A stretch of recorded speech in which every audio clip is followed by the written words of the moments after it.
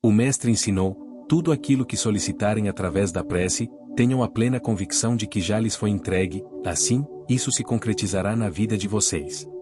Tais declarações de Jesus não representam unicamente uma simples garantia, mas sim um verdadeiro código espiritual que grande parte da humanidade acaba deixando passar despercebido. Preste muita atenção agora.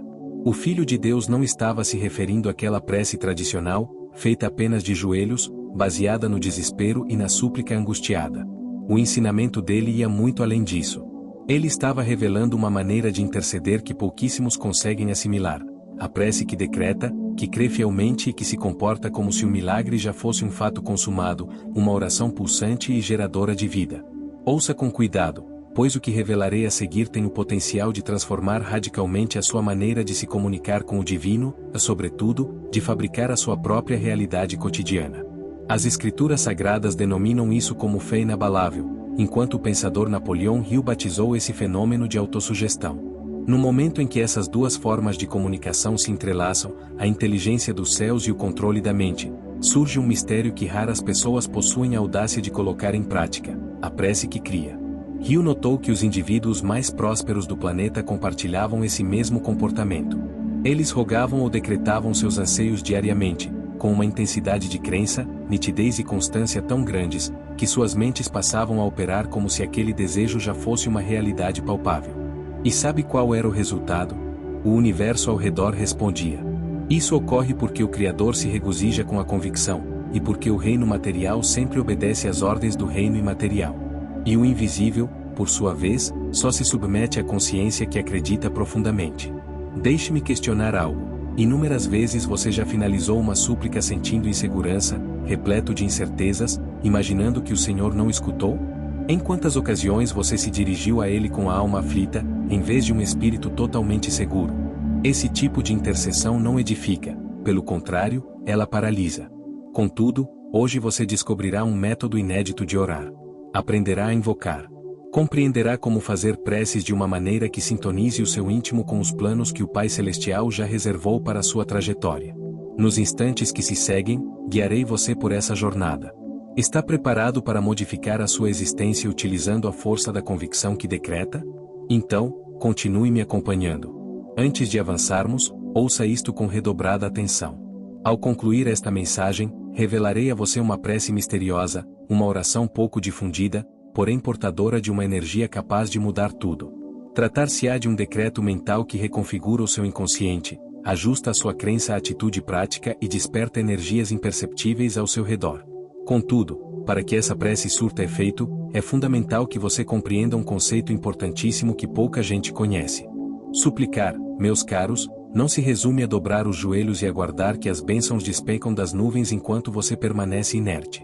Rezar é um comportamento contínuo, rotineiro e intelectual. Consiste em um diálogo com o Altíssimo realizado no interior da nossa própria mente, um decreto íntimo esculpido por vocábulos reiterados com profunda crença, sentimento e foco. O altar da própria mente. Napoleon Hill classificava esse fenômeno como autossugestão, configurando uma prece psicológica estruturada e de enorme impacto. Observe detalhadamente o que ele costumava fazer. Ele redigia os seus objetivos com minúcia, não indicando somente o que almejava, mas também o momento, a maneira e os motivos. Diariamente, ao despertar e antes de adormecer, ele recitava esses propósitos em alto e bom som, como um verdadeiro decreto de convicção. Ele reiterava: eu já possuo, eu já estou acolhendo, mesmo quando não existia qualquer indício material disso no universo físico. E sabe o que ele costumava afirmar? Com o passar dos dias, o meu cérebro passará a crer, e, no momento em que ele crer de verdade, o mundo material terá que obedecer. Isso não é nenhum tipo de feitiçaria. Trata-se de uma lei universal, de uma fé dinâmica, de um padrão de pensamento em perfeita harmonia com o campo espiritual. Hill compreendeu um conceito que Jesus Cristo já tinha disseminado: se tiveres fé, contemplarás a majestade divina.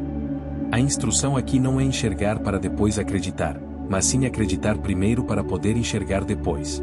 A estratégia de Hill era simplesmente uma versão prática dessa passagem bíblica. Ele tinha consciência de que o inconsciente, o ambiente onde reside a sua convicção mais enraizada, é reconfigurado através da reiteração, do sentimento e da certeza. Caso você reitere algo com veemência e concentração durante vários dias, isso se converte em uma convicção sólida. Crenças geram atitudes, e atitudes forjam o futuro. Agora, reflita: o que você tem repetido cotidianamente? Ideias repletas de incertezas ou decretos de fé? Você tem se levantado da cama afirmando: eu sou competente, eu sou amparado, eu sou abundante? Ou tem iniciado suas manhãs sentindo pavor, exaustão e lamentação? Compreenda que o seu cérebro é um terreno produtivo, e a prece silenciosa é a semente. Hill notou que fazer preces não é exclusivamente um ritual sagrado, mas sim um exercício diário de fortalecimento da crença. Consiste em guiar a mente até o ponto em que ela se renda ao Espírito. No instante em que isso se concretiza, o que parecia inalcançável passa a soar natural. E se a intercessão genuína, aquela capaz de remodelar o seu entorno, fosse um estado contínuo da sua consciência? Uma maneira calada e perene de se ajustar aos propósitos celestiais a cada pensamento, a cada escolha, em todos os instantes? Foi precisamente isso que Napoleão Hill assimilou e era assim que o Messias conduzia a sua jornada. Costumo dizer que as ideias são súplicas imperceptíveis e que cada pensamento reiterado com sentimento e certeza se converte em uma petição ao divino, mesmo que você jamais pronuncie a palavra Amém. Em outras palavras, você está em estado constante de prece por meio de tudo que idealiza, sente, fantasia e crê. Sua mente funciona como um santuário interior, e esse santuário permanece continuamente iluminado. Contudo, o grande mistério reside nisto: o que você tem depositado sobre este santuário? Certeza ou vacilação? Expectativa positiva ou pânico? Reconhecimento ou murmuração? Preste extrema atenção ao que digo agora. Fazer orações autênticas não é somente dialogar com o Criador, é valorizar as aptidões que Ele lhe concedeu. É utilizar o talento que lhe foi presenteado. É fazer render aquilo que lhe foi entregue em confiança. Pois, ao desperdiçar a sua capacidade intelectual, a sua inventividade, o seu vigor e o seu tempo, você está rejeitando a forma de prece mais formidável que há, a própria existência que Deus colocou sob a sua administração. Não existe súplica mais sincera do que vivenciar com primor as sementes que foram plantadas no seu íntimo. É possível passar a jornada inteira em comunhão com o Senhor, mesmo sem proferir uma única palavra. Ao despertar e escolher ser grato em vez de se lamentar, você já realizou uma prece. Ao se deparar com uma adversidade e optar por ter esperança em vez de entrar em pânico, você já realizou uma prece. Ao visualizar a sua missão com nitidez e se mover com convicção, você está em oração. Pois a prece autêntica não é só uma troca de palavras, é um estado da alma. É uma postura íntima que declara: estou em conformidade com o que o Senhor deseja realizar por meu intermédio. O pensador Napoleão Hill executava isso todos os dias. Ele colocava a própria inteligência para atuar como uma serva da sua fé. Ele refletia, decretava, reiterava, imaginava, experimentava sentimentos e agia, não como uma cerimônia metódica, mas sim como uma filosofia de vida. Seu intelecto se transformava em um santuário eterno, no qual o holocausto era a incerteza e o dízimo era a plena convicção. E quanto mais ele intercedia mentalmente, mais o seu mundo se modificava. Jesus também lecionou isso através do próprio comportamento. Ele se isolava para suplicar, é verdade, mas ele igualmente vivia orando de maneira silenciosa. Ao multiplicar os alimentos, ao pacificar a tempestade, ao restaurar a saúde dos enfermos, era a sua essência que já se encontrava em absoluta harmonia com o Todo-Poderoso. Exatamente por essa razão, ele dizia simplesmente: ergue-te e caminha. Isso exemplifica a prece ininterrupta. Isso é a verdadeira soberania espiritual, oriunda de um cérebro exercitado, concentrado e transbordante de certeza. Então, pergunto a você: qual é o estado do santuário da sua consciência? Quais sentimentos você tem incinerado nele cotidianamente? Não se esqueça de que sua cabeça está suplicando, independentemente da sua autorização. Se você for capaz de converter cada ideia em uma intercessão proposital, a sua existência por completo se tornará divina, e os céus passarão a intervir até mesmo durante o seu silêncio, transformando a fé em ação e hábito. Agora, desejo transmitir um ensinamento que tem o poder de revolucionar a maneira como você pratica a sua crença. Muitas pessoas têm a falsa ilusão de que ter fé significa apenas vivenciar uma emoção intensa, proferir uma oração elaborada ou aguardar que o Senhor solucione todas as adversidades. Contudo, a dinâmica não ocorre dessa forma. A convicção capaz de transpor obstáculos gigantescos tem início em atitudes diminutas, constantes e cheias de propósito. Grande parte da humanidade jamais presencia um milagre verdadeiro porque nunca age como alguém que, de fato, crê. Escute com máxima atenção. Se você almeja acionar a prece capaz de modelar a sua vida, é imprescindível que transforme a sua crença em uma prática diária e tangível. Quer um exemplo claro de como proceder? Lá vai, você despertou. O primeiro passo é expressar gratidão. Evite tocar no smartphone antes de pronunciar: "Sou grato, meu Senhor, por mais uma jornada." Essa simples atitude já configura uma prece. Reserve 5 minutos da sua rotina. Cerre os olhos e afirme de maneira audível em quem você está se convertendo. Pronuncie: "Sou conduzido pelo Criador. Sou resistente. Sou abundante. Sou a resposta para os problemas da humanidade." Essa prática ajusta a sua consciência com o plano celestial. Para consolidar esse sentimento, registre nos comentários uma dessas afirmações. Digite com convicção. Isso ocorre porque, ao anotar, você fixa a ideia, e, ao proferi-la de forma pública, você a enraiza na alma. Você nutre um desejo profundo? Sendo assim, redija-o com riqueza de detalhes e revise essa anotação cotidianamente, comportando-se como se já fosse algo palpável. Antes de adormecer, feche os olhos e crie uma imagem mental do seu dia perfeito. Perceba as emoções, visualize as cenas e reitere com o Pai que você está marchando nesse rumo. Trata-se de educar a própria inteligência e demonstrar ao Divino, por meio de posturas singelas e frequentes, que você realmente confia naquilo que pediu. Você anseia por uma transformação? Sendo assim, comece arrumando o seu dormitório. Quite uma dívida com satisfação, dedique o seu máximo no ambiente profissional. Preste auxílio a um semelhante sem aguardar recompensa. Fuja das lamúrias e seja grato, ainda que não enxergue razões aparentes para tal. Tudo isso é a crença colocada em prática. É a oração manifestada através do físico. É o obstáculo gigantesco começando a ceder. Isso não acontece porque você esbravejou contra ele, mas sim porque demonstrou ao Senhor que se encontra preparado para subir um degrau de cada vez. O estudioso Napoleon Hill denominava essa postura como o hábito da fé. As Sagradas Escrituras chamam de lealdade nas pequenas coisas. Jesus advertiu: aquele que é leal no pouco, igualmente o será no muito. Portanto, cesse a expectativa de um fenômeno extraordinário vindo do céu se você ainda não foi capaz de realizar as tarefas elementares aqui na Terra. Neste momento, peço que anote qual será a atitude modesta que você adotará na data de hoje para provar que confia na súplica que realizou. Inicie com algo rudimentar, porém execute com perfeição, pois os olhos divinos o observam. O plano imaterial reage a quem se coloca em marcha, e não àquele que meramente aguarda. Ouça-me com extrema atenção neste instante. A intercessão que materializa os seus desejos tem que vir escoltada de atitudes pautadas na fé. É o seu comportamento que confere densidade às suas promessas perante o Altíssimo. É a sua deliberação cotidiana de se mover, mesmo sem garantias prévias, que destrava o fluxo de poder dele sobre a sua trajetória.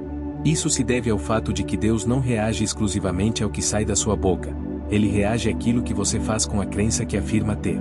Os textos sagrados estão abarrotados de ilustrações desse princípio. Moisés esticou o seu cajado e as águas se dividiram, contudo, o oceano só cedeu após a atitude ter sido tomada. Abraão partiu de seu território sem ter conhecimento do seu destino, e apenas depois disso o Senhor lhe apontou a rota. Davi avançou contra Golias segurando um simples pedregulho, e somente após esse avanço o oponente colossal desmoronou. O Pai aguarda a sua marcha de confiança para conceder a intervenção dos céus. Pois é no momento em que você atua, mesmo de olhos vendados, que fica provada a sua crença. E quando a sua crença é provada, Deus exibe a sua força. Napoleon Hill costumava dizer: a fé só é genuína quando transmutada em atitude. Ele se referia a isso como fé aplicada. Tratava-se da capacidade de direcionar os próprios passos para o alvo em que se acredita, ainda que o cenário ao redor berre em sentido oposto. Hill possuía a certeza de que o cosmos só responde àqueles que tomam uma posição. E nós, que temos familiaridade com os ensinamentos sagrados, temos a ciência de que o Senhor exalta quem se move com submissão, destemor e perseverança. Desejo lhe instruir com algo bem aplicável agora. Você tem clamado por uma nova oportunidade de trabalho? Pois envie os seus currículos com o mesmo entusiasmo com o qual faz a sua prece. Está implorando por uma cura interior? Dê o primeiro passo alterando a sua rotina, eliminando hábitos prejudiciais, permitindo-se perdoar a si e aos outros. Está almejando a abundância? Valorize e administre bem o pouco que já possui. Atue com primor no seu atual ofício. Semeie as suas ações na surdina. A isso damos o nome de fé. Isso é a súplica transfigurada em atitude. E a divindade se movimenta quando constata que você também está fazendo a sua parte. Faça uma pausa agora e reflita. O que você tem executado como réplica à prece que proferiu? Pois em inúmeras situações o Senhor já lhe deu o retorno, porém Ele quer confirmar se você será capaz de dar a largada, mesmo não conseguindo visualizar a escadaria inteira. A crença que não anda para frente, apodrece. A crença que apenas discursa, ilude. Todavia, a crença que opera, mobiliza o paraíso. O poder do propósito e a resistência no silêncio. Gostaria de lhe fazer um questionamento muito honesto. As suas orações têm sido motivadas pela fé ou pelo pavor? Isso é importante porque a maneira como você se chega ao Criador expõe aquilo que realmente carrega no seu íntimo. Uma multidão se põe a orar, mas carece de fé real. Oram movidos pelo desespero, suplicam como alguém que está submergindo e clama por resgate, porém destituídos de certeza, de nitidez, de objetivo. Esse é o motivo pelo qual a imensa maioria dos clamores jamais se concretiza, dado que o Altíssimo não atende ao caos mental, ele atende à convicção sólida. Preste bem atenção, suplicar motivado pelo pavor é o mesmo que exclamar, Senhor, resgata-me, pois tudo irá desmoronar. Por outro lado, orar alicerçado em um propósito significa decretar, Pai, aponta-me a rota, pois tenho a certeza de que estou caminhando para o destino adequado. A súplica gerada pelo medo é acompanhada de vacilação, angústia e aflição. Em contrapartida, a prece amparada no propósito é acompanhada de norte, confiança e comprometimento. Equivale à distinção entre escapar de um obstáculo ou marchar ao encontro do seu próprio futuro. Napoleão Hill asseverava que um cérebro concentrado no pânico atrai para si a ruína, a enfermidade e o revés. E ele estava plenamente correto. Ao fazer uma prece amedrontado, você reforça a noção de que não confia genuinamente na proteção divina. Funciona como se você pronunciasse, Mestre, eu imploro, porém duvido. As Sagradas Escrituras são taxativas a esse respeito, que o indivíduo que vacila não imagine que alcançará qualquer coisa do Senhor. Como, então, orar focado no propósito? Vou instruí-lo neste momento. A regra número 1 é ter clareza cristalina sobre os seus desejos. Não se limite a pedir abençoe os meus dias, mas formule da seguinte maneira, Senhor, estou me preparando para atingir determinado alvo mediante certos procedimentos e necessito da sua orientação. A segunda regra é averiguar com o Pai se aquilo que você pleiteia está em consonância com as suas leis. O propósito só se mantém firme caso esteja subordinado ao querer de Deus. A terceira regra é portar-se como alguém que já obteve o sinal verde. Faça o clamor, e na sequência, inicie a sua marcha. Faça escolhas. Não fique estagnado na expectativa de que as estrelas se alinhem magicamente. Atue como se já estivesse sendo patrocinado pelos céus. Faça uma pausa e medite. As suas intercessões transbordam de intenção ou estão simplesmente infestadas de pavor? Pois a disparidade entre essas duas posturas determina se você se encontra escancarando portais ou meramente se lamentando de cara para a parede. Sem dúvida, o Senhor deseja escutar as suas palavras, mas Ele exige constatar que a sua crença serve de alicerce para essa voz.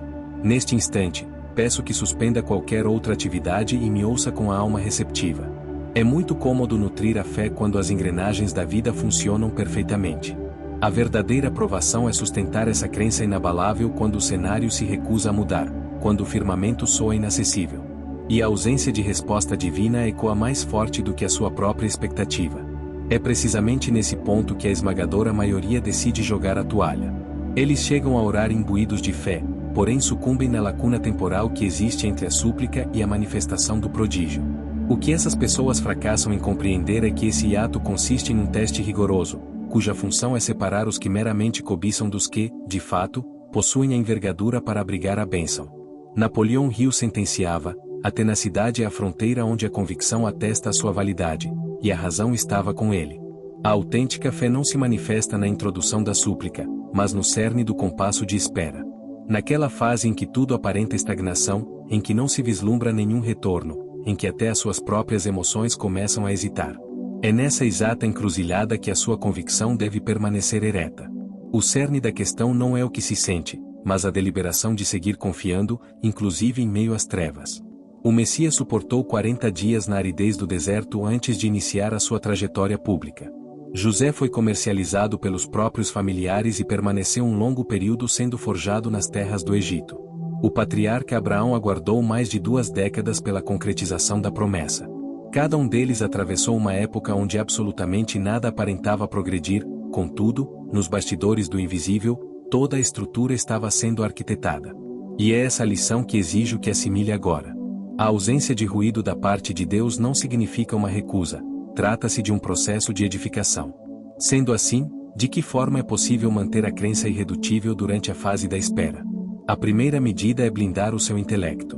Exerça cautela com o material que você consome pelos ouvidos, pelos olhos e também pela própria fala. Recuse-se a nutrir o pavor. A segunda medida é estabelecer cerimônias cotidianas de revigoramento da alma, mesmo que exijam pouco tempo. Uma prece matinal, um decreto de convicção anotado no vidro do espelho. Um instante de calmaria, a sós com o Criador. A terceira medida é prosseguir a marcha.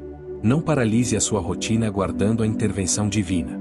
Prossiga espalhando sementes, auxiliando os outros, adquirindo conhecimento, exercendo a sua profissão. Sinalize para as esferas celestiais que você confia, a despeito da falta de evidências. Você deseja presenciar o movimento do Senhor? Logo, mantenha-se inabalável no momento em que tudo sugerir estagnação, visto que é exatamente nessa hora que as potências do céu se organizam para intervir com força. A convicção que suporta o teste dos ponteiros do relógio é aquela capaz de manipular o próprio tempo em seu benefício. Neste momento, convoco você a registrar nos comentários: eu persevero na crença, ainda que impere o silêncio. Redija essas palavras. Faça esse decreto. Isso ultrapassa a esfera de uma simples frase, constitui-se em uma tática de combate espiritual. Representa uma sinalização ao Altíssimo de que você não baterá em retirada. E o paraíso aplaude os que se mantêm firmes. A preparação e a sublime força da gratidão. Encaminho a você um questionamento frontal, capaz de alterar a engrenagem da sua trajetória. Você se encontra genuinamente preparado para recepcionar aquilo pelo qual tem clamado? Visto que fazer o requerimento é uma etapa, estar capacitado para carregar o fardo daquilo que se pleiteou é uma realidade inteiramente distinta. Inúmeras pessoas verbalizam palavras de fé, multidões intercedem, muitos até se consideram dignos, contudo, são raros os que se dispõem a uma preparação autêntica para tolerar a carga atrelada à concretização da resposta. Escute com redobrada atenção. O Todo-Poderoso não confia grandes promessas àqueles desprovidos de estrutura. A figura dele é a de um pai, e não a de um mero realizador de desejos. A liberação divina só incide sobre aquilo que você tem condições plenas de administrar. O indivíduo súplica por prosperidade, mas ainda desperdiça as migalhas que possui. Clama por vínculos afetivos sadios, mas arrasta consigo traumas antigos não tratados. Implora por chances de crescimento, mas segue amarrado à procrastinação, ao pânico e à zona de conforto. Napoleão Hill declarava que a chance promissora cruza apenas o caminho daqueles que se prepararam, e tal máxima é inquestionável. Aquilo que você rótula como atraso frequentemente é a pura misericórdia de Deus, sinalizando: meu filho, este não é o momento adequado. Se eu lhe entregar isso hoje, você perderá tudo, se desvirtuará, causará a própria ruína. Deus não lhe nega, ele lhe esculpe. O objetivo dele é verificar se existe em você a maturidade emocional, espiritual e pragmática indispensável para vivenciar o que solicitou. Sendo assim, exijo que faça uma pausa e pondere. Quais características pessoais você necessita transformar para se qualificar a suportar o que almeja receber? Quais rotinas, vocabulários, comportamentos ou laços sociais precisam ser abandonados para ceder lugar à promessa? Se o Criador lhe conferisse hoje mesmo o que você rogou, você estaria legitimamente gabaritado? Ou tal graça se converteria em um estorvo, uma distração, no limite, em uma maldição? A crença genuína passa pelo crivo da preparação. Ao começar a agir com a desenvoltura de quem já está sendo abençoado, você adquire a competência para reter a bênção. Não há ilusionismo, existe maturidade. O divino entrega aos que demonstram honra. E quem honra se prepara. Quem honra organiza. Quem honra vigia, purifica, cresce e se transforma. A intercessão que funciona é aquela que lapida sua própria essência, e não apenas o objeto de sua ambição. Agora, recomendo que comente aqui: Senhor, capacita-me para aquilo que estou buscando. Tal sentença pode soar singela, mas traduz uma rendição abissal. Ela evidencia que o seu objetivo não se resume a resultados, você quer transformação. E é exatamente nessa circunstância que o reino celestial passa a operar de modo definitivo. Agora, projete a seguinte cena comigo: você enfrenta uma fase difícil. As contas estão no vermelho, a alma encontra-se fadigada, portas que exibiam sinais de abertura subitamente se fecharam. E, a despeito de tudo isso, você para, inala profundamente e declara: obrigado, meu Pai. Isso representa força. Isso traduz a fé real, a maturidade espiritual máxima. Porque a gratidão no fundo do vale é o que prepara o seu espírito para tolerar a vista da montanha. Dedique extrema atenção ao que afirmo agora. A grande massa apenas sabe expressar gratidão quando recebe algo. No entanto, os indivíduos que verdadeiramente alteram a realidade são aqueles que agradecem antes, durante o processo, mesmo quando ocorre a privação. Afinal, a esfera divina atende a corações que reverenciam a existência por completo, e não só as vitórias. Deus anseia pela sua gratidão direcionada às coisas simples. O ar que você puxa, o corpo que ainda se move, o pão compartilhado, o pouco que já é extremamente valioso perto do vazio absoluto.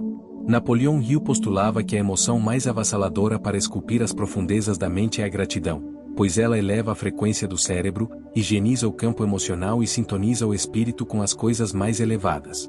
E as escrituras sagradas endossam: em todas as situações rendam graças, dado que está à vontade de Deus. A ordem não recai unicamente sobre as coisas favoráveis, abrange tudo, até no caos, até na espera, até no sofrimento. E deixo aqui uma constatação ríspida, porém libertadora. Caso você não consiga extrair contentamento daquilo que possui no momento atual, também não será feliz quando possuir muito mais. A felicidade não é um prêmio de conquista, ela é uma resolução espiritual. E a prece da gratidão é a tradução dessa decisão em forma de palavras. Quando você agradece durante a dificuldade, atesta perante os céus que está pronto para vivenciar a abundância, pois prova que não se tornará refém dela.